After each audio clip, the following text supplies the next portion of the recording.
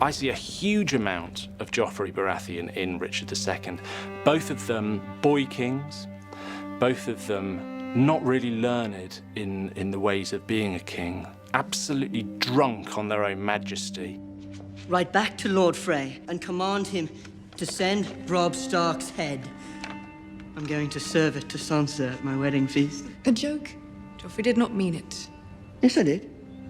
Richard II became king because his father died before his grandfather died. I should have spent more time with you. Shown you how to be a man.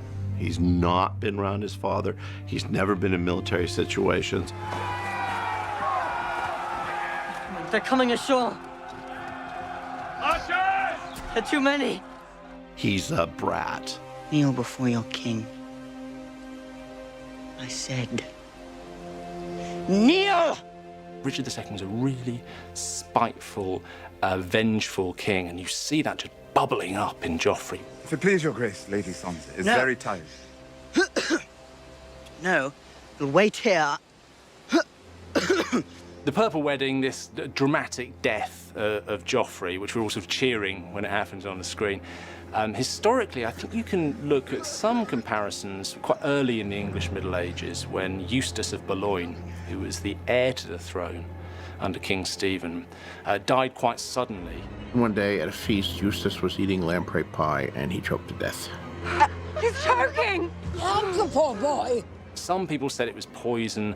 Other people said Eustace died of apoplexy because he was so furious with his father for signing away the throne to somebody else. There are these incidents in history where people do die mysteriously, but Eustace is the only one I know who actually died choking at a feast, so that was probably the inspiration for the mode of Joffrey's death. Can I talk to you about Joffrey? I have never been so moved and aggravated by a baddie on television in my entire life. He's unsettling and hateable on so many different levels.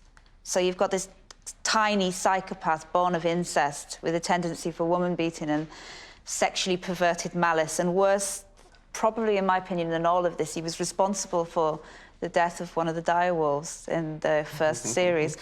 My theory, is he somebody that you went to school with?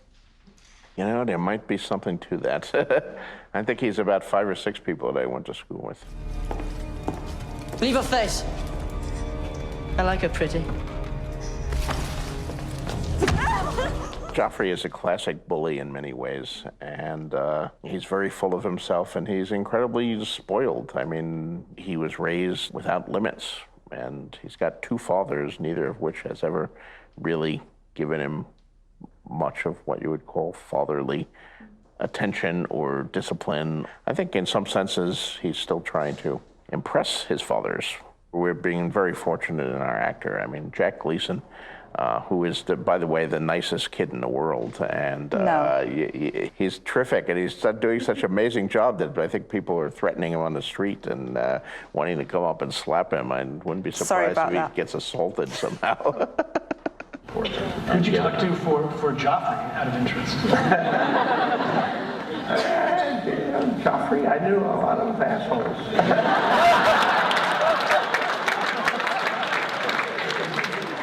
Present in all societies and all cultures, I'm afraid, around the world. And of course, the other thing to remember about Joffrey is that he's you know, and this is particularly true, of course, in the books. He's a 13-year-old kid. We played him somewhat older in the TV show, and of course, Jack Gleason, the wonderful actor who portrayed him, is even older than the character was supposed to be.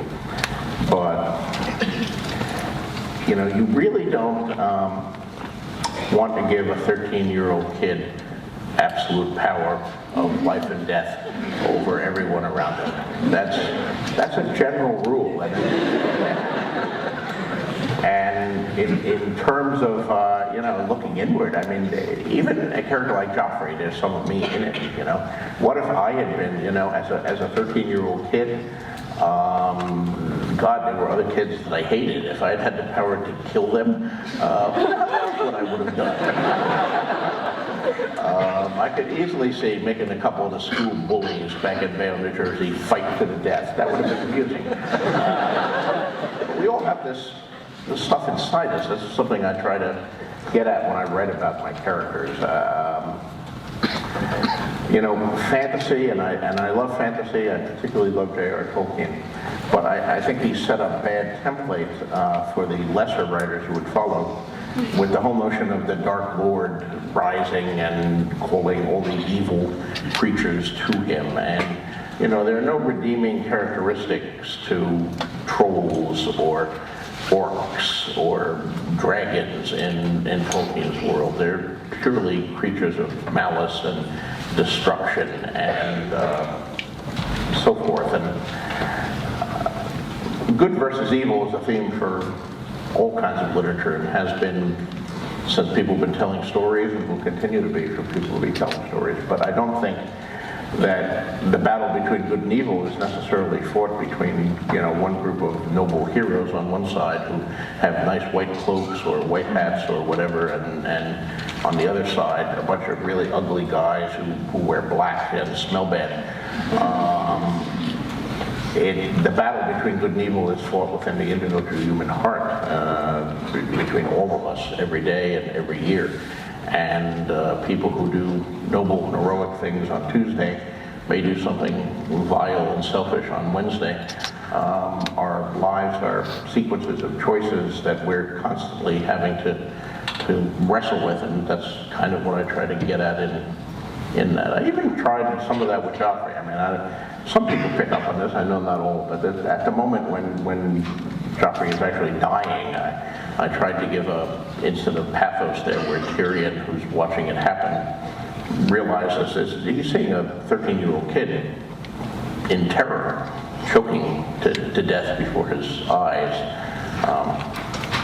That's generally lost in the general glee, but nonetheless, it's there. I tried to work in that little grace note.